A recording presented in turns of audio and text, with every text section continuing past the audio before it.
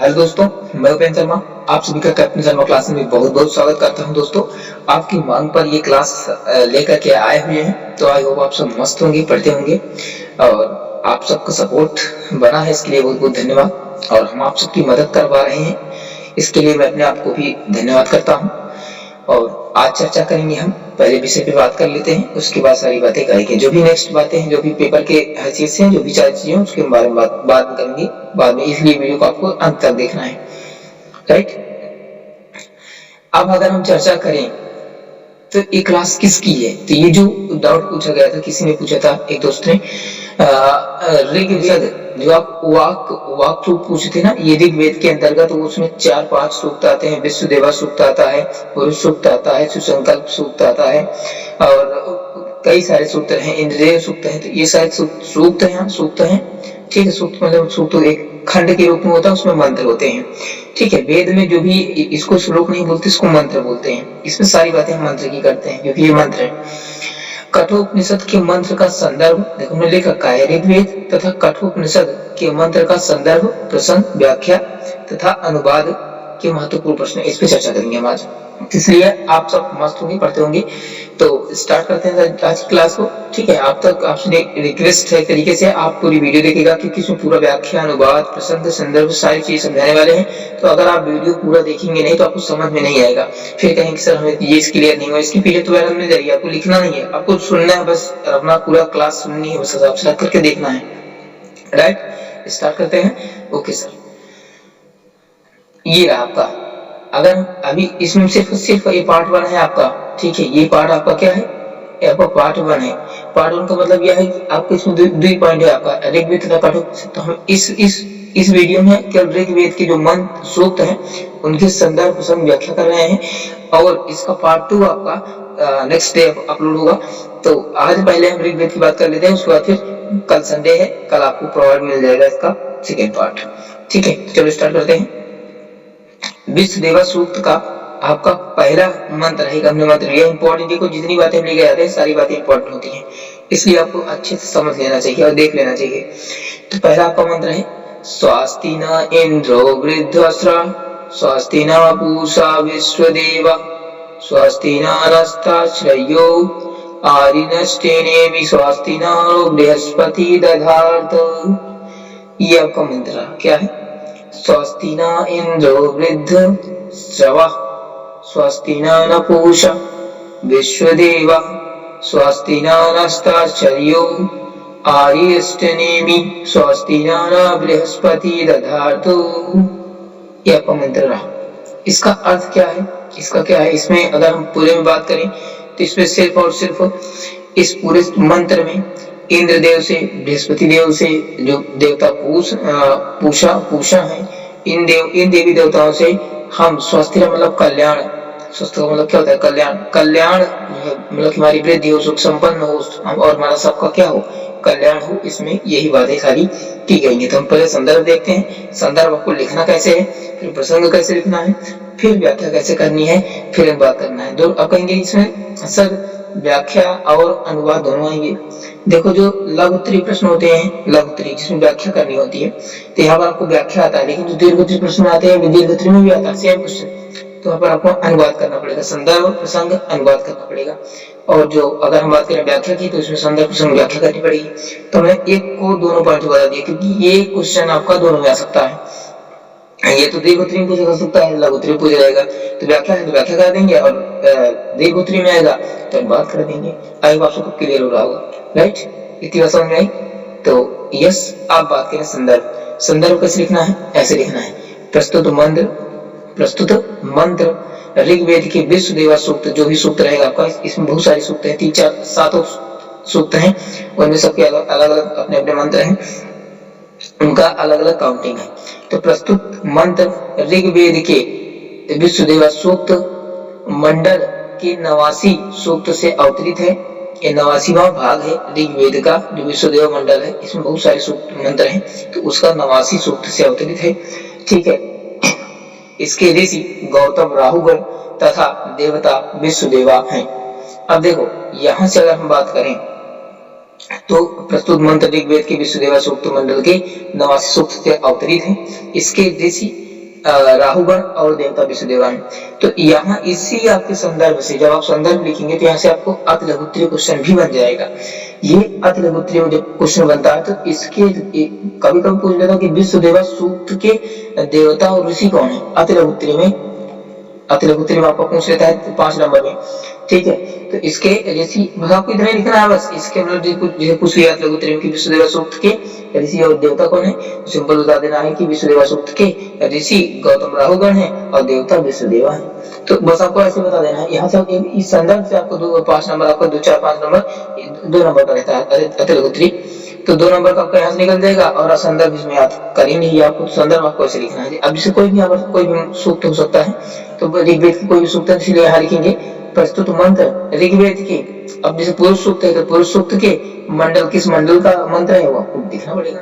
और जिससे आप यहाँ पर नहीं भी लिखते हैं ना कि जैसे नवास सूक्त से अवतरित है तो कोई बात नहीं, आप सीधे इतना लिख देंगे कि पुरुष सूक्त मंडल से अवतरित है, तब भी कोई दिक्कत नहीं। जी बहुत लोग को इसमें 89 नंबर ही नहीं याद रहती, तो आप इतना भी कर देंगे तब भी आपका नंबर मिल जाएगा, क्योंकि संस्कृत में बहुत कम लिखना पड़ता है और नंबर अच्छे मिलते हैं अगर आपकी राइटिंग अच्छी है तो। सॉरी, संदर्भ हो गए, प्रसंग हो जाते हैं। प्रसंग में क्या लिखना है, प्रसंग में वही लिखना है उक्त मंत्र में विष्णुदेवा को। अब जिसमें देखो उसमें अब जो मंत्र है आपका उसी में जो बात कही गई है प्रसंग वही लिखते हैं। इसमें क्या किसके बारे में चर्चा की जा रही है, तो उक्त मतलब ऊपर युक्त जो मंत्र लिखा गया है उसमें विष्णुदेवा, क्योंकि उस जो आपको सूक्त है विष्णुदेवा सूक्ति है, उसके देवता भी विष्णुदेवा है। तो विष्णुदेवा को विविध रूपों में स्वीकार करते हुए उनसे प्रार्थना की गई है कि वह इंद्र हैं। देखो हमने क्या कहा, विष्णुदेवा देवता है इस सूक्त के, और इन्हीं देवता को इस श्लोक में इंद्र को भी बता दिया गया है। भगवान मतलब कि पूषा को भी, इनका नाम पूषा भी बता दिया गया है। विष्णुदेव को इंद्र भी कहा गया है, पूषा भी कहा गया है और बृहस्पति भी कहा गया है। उन्हीं से जो है मतलब कि विष्णुदेवा एक देवता है, लेकिन उनको कई विविध रूपों में स्वीकार करते हुए, मानते हुए उनसे प्रार्थना की जा रही है। किसके लिए, ताकि हमें सुख समृद्धि प्रदान करें और हमारा कल्याण करें। इस पूरे सूक्त में यही प्रसंग है, यही मेन थीम है, इसी की चर्चा इस सूक्त में की गई है। आप एक बार फिर से देख लीजिए, आपको ये देखो स्वास्थ्य मतलब कल्याण करें, सुख संपन्न समृद्धि प्रदान करें, सुख स्वास्थ्य कल्याण करें। न इंद्रो वृद्धश्रवा स्वास्थ्य न पूषो विश्वदेव, यानी आप ही विश्वदेव, जो विश्वदेव हैं आप ही इंद्र हैं और आप ही पूषा हैं, पूषा भी देवता होते हैं। तो आप ही पूषा है और हमारा क्या करें, इंद्र के रूप में हमको क्या करें, स्वास्थ्य हमारा क्या करें, कल्याण करें, और पूषा के रूप में वृद्धि सेवा, हमारा वृद्धि सुख समृद्धि प्रदान करें। और नास्ति स्वास्थ्य नस्ताक्षयो अरिष्टनेमि स्वास्तिनो बृहस्पति दधातु, यानी क्या करें, मतलब कि हमारा इस तरीके से कल्याण करें जो कभी नष्ट न हो, मतलब कि हम कभी दुखों की ओर न अग्रसर हो। आर्य नमस्ति में स्वास्थ्य न बृहस्पति, और बृहस्पति के रूप में भी आप हमारा कल्याण करें। इस पूरे सूक्त में यही अच्छी बात कही गई है, इसका यही अनुवाद रहा। अब चलते देखते व्याख्या कैसे करनी है, हिंदी में अनुवाद कैसे करनी है। प्रसंग भी हो गया, संदर्भ भी हो गया, आई होप आपको सारी बातें समझ में आ रही है। अब अनुवाद कैसे करना है, देखो अति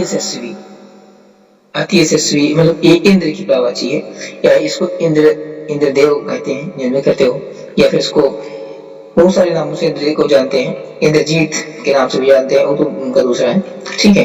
तो अति यशस्वी इंद्रदेव हमारा कल्याण करने वाले हो, यानी पुरुष देवा विश्व देवा को ही इंद्रजीत बताया गया है, पूषा देवा बताया गया है, और क्या बताया गया है, अर्धस्वर बृहस्पति देव भी बताया गया है। सारी बातें, तीनों देवताओं का नाम केवल इंद्रदेव मतलब कि विश्व देवा को भी बताया गया है। अति यशस्वी इंद्रदेव हमारा कल्याण करने वाले हैं।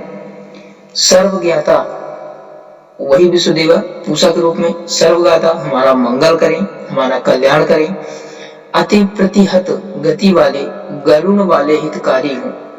अति अप्रतिहत गति वाले गरुण हमारे हितकारक हूँ, यानी ये भी जो देवता हैं, जो हमारे इंद्र देव हैं, जो हमारे पूषा देव हैं, ये हमारा मंगल करें, हमारा कल्याण करें।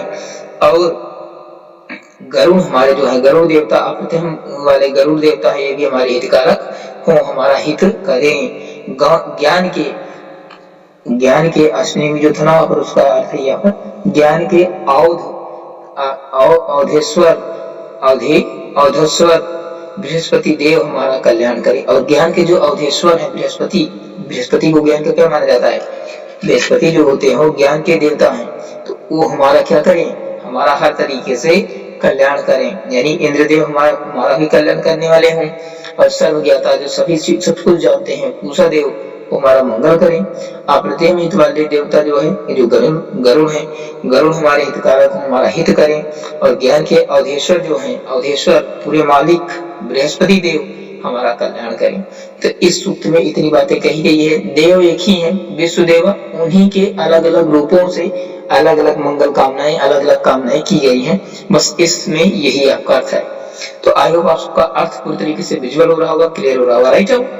ओके, नेक्स्ट आपका हिंदी अनुवाद हो गया। किस पे आप बात करें, व्याख्या। अब व्याख्या क्या होती है, थोड़ा बढ़ा के लिखनी पड़ती है, बाकी सारी चीजें हैं। अब इसको एक देखो व्याख्या अपने तरीके से समझ लो कैसे लिखना है। ये आपको हम स्टेप समझा रहे हैं कि आपको लिखनी कैसी है, सारी बातें इस पे चर्चा कर रहे हैं। आई होप आप सबको सारी क्लियर हो रही होंगी बातें। तो बाकी जो भी डाउट रहा करे कमेंट सेक्शन में लिख देना, वो बात की बात है। इस मंत्र में ऋषि ने, अब ऋषि कौन है, गौतम राहुगण है। तो इस मंत्र में ऋषि गौतम राहुगण ने विश्वदेवा नामक देवताओं से मानव जीवन में, विश्वदेवा नामक देवताओं की विविध रूपों से मानव जीवन में सुख समृद्धि स्वास्थ्य दीर्घ जीवन दीर्घायु के साथ मंगल और कल्याण के लिए प्रार्थना की है। भाई सिंपल सी बात है।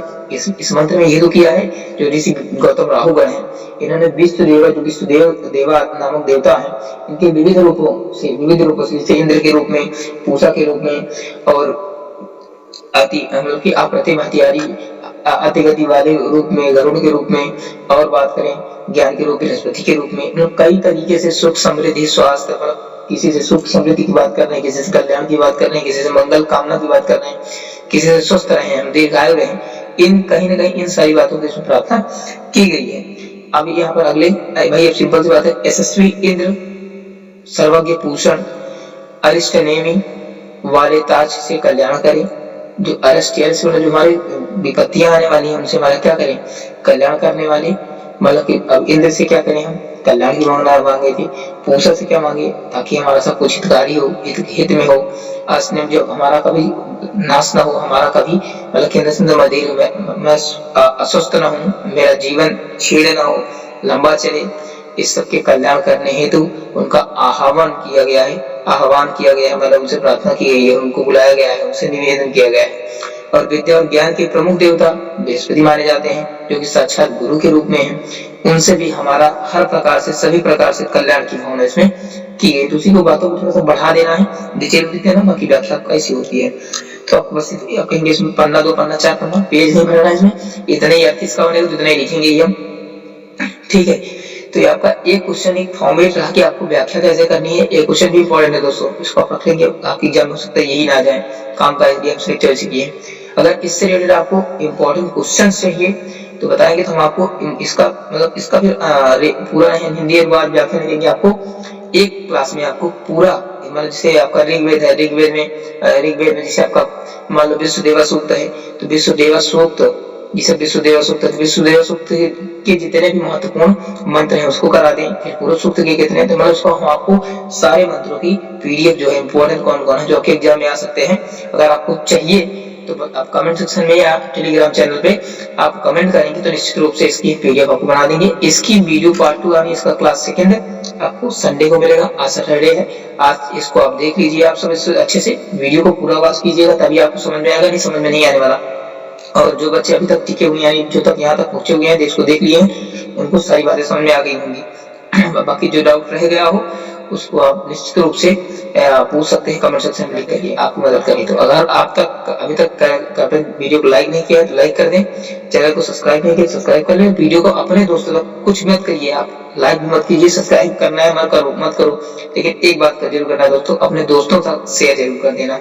हाँ, अगर सब्सक्राइब करना है तो जल्दी कर सब्सक्राइब करने के बाद बेल आइकन प्रेस कर लेना, उस पर ऑल पे क्लिक कर लेना, ताकि जो भी नोटिफिकेशन मिले आपको मिल जाए, आपको ढूंढना न पड़े, इसलिए सारा काम करना पड़ता है। ठीक है, यदि आपकी इच्छा तो करें और ना इच्छा तो मत करो, लेकिन हाँ अपनी मदद पढ़ते जरूर रहिए दोस्तों। हमारा मेन मोटो यही है कि हम सब पढ़ें, क्योंकि हम सब केवल अपने लिए नहीं, अपने भारत के लिए पढ़ना है। हमें आगे चल के कुछ करना है, तभी कुछ हो पाएगा, नहीं अन्यथा कुछ नहीं होने वाला। तो आप सब मस्त रहिए, पढ़ते रहिए, और जो भी बातें हो, जो भी क्वेरीज हो, कमेंट सेक्शन में राइट डाउन कर दीजिएगा। और फिर मिलते हैं नेक्स्ट क्लास। तब तक आप पढ़ते रहिए, मस्त रहिए, खुश रहिए। Bye bye, have a nice day, take care. जय हिंद, वंदे मातरम, भारत माता की जय।